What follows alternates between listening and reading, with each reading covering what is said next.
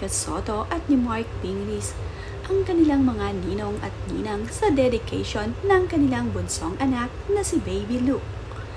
Makikita nga dito na malalapit na mga kapamilya at kaibigan ng mag-asawa ang kanilang kinuhang mga ninong at ninang. Kabilang nga dito ay mga kapatid din ni Danica nga sa mga nag-anak dito sa anak ni Danica at ni Mark Pingris ay ang kapatid ni Danica Soto na si Vico Soto.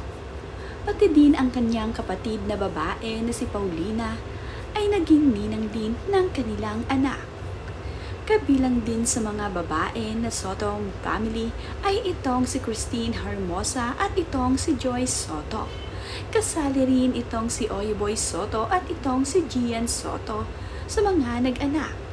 Tanging malalapit lamang nga talaga sa Soto family ang kanilang kinuhang maging ninong at ninang ng kanilang bunsong anak na si Baby Jenlu.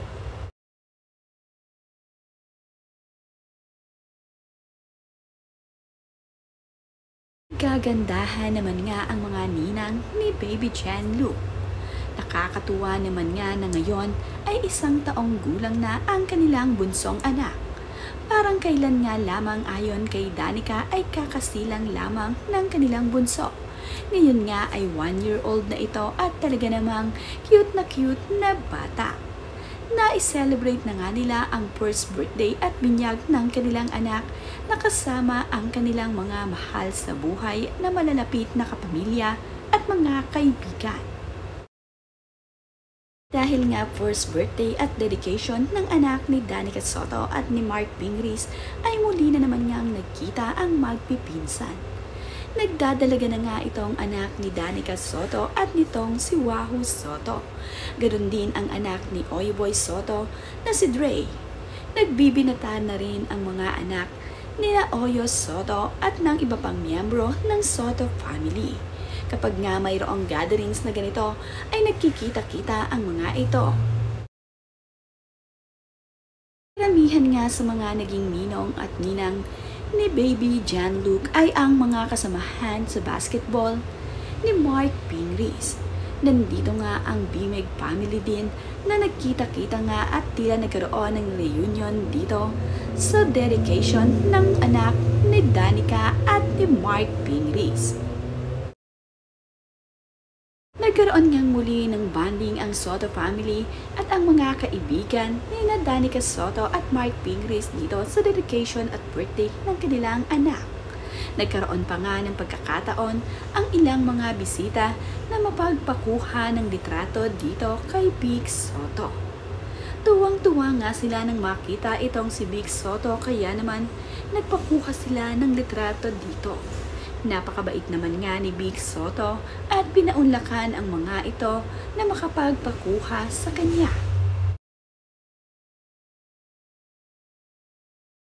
Tuwang-tuwa at napakasaya naman nga ng asawa ni Ino Ferrer na makarga niya itong si Baby Jan Luke na kanyang inaanak. Cute na cute at tuwang-tuwa siya sa batang ito. Napakagwapong bata kasi nakamukhang kamukha ng kanyang mga magulang.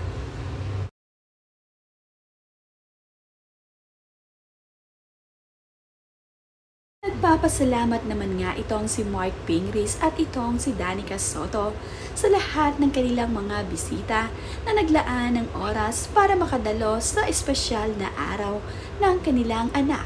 Lalong-lalo na nga ang kanyang mga kaibigan at mga kapatid na nagpunta dito. Kapansin-pansin naman ang napakasimple na si Christine Hermosa.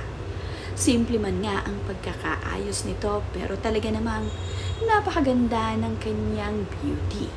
Hindi nga maikakaila na talaga namang maganda itong si Christine Hermosa.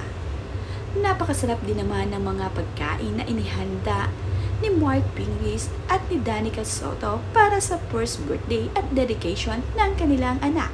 Ibinahagi nga nila ang ilan sa mga putahe at pagkain dito sa naganap na birthday at dedication ng kanilang bunso.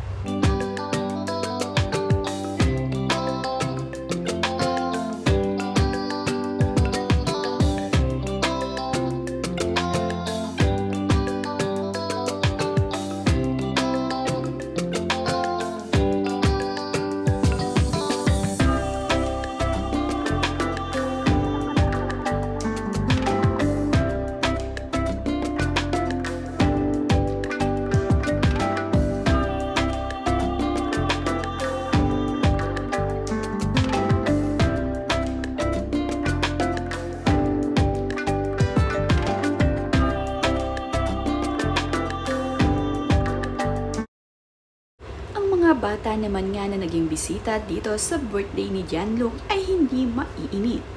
Mayroon kasing mga pa-activity at pa-games itong sina Danica Soto at Mark para sa kanilang mga bisitang bata.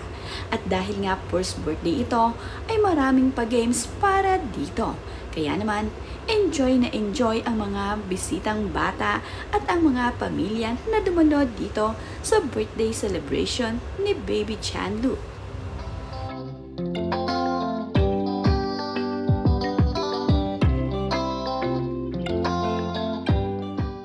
Bago naman nga ang first birthday at dedication ng kanilang bunsong anak, ay nagkaroon pa ng pictorial itong sina Danica Soto at Mike Pingris.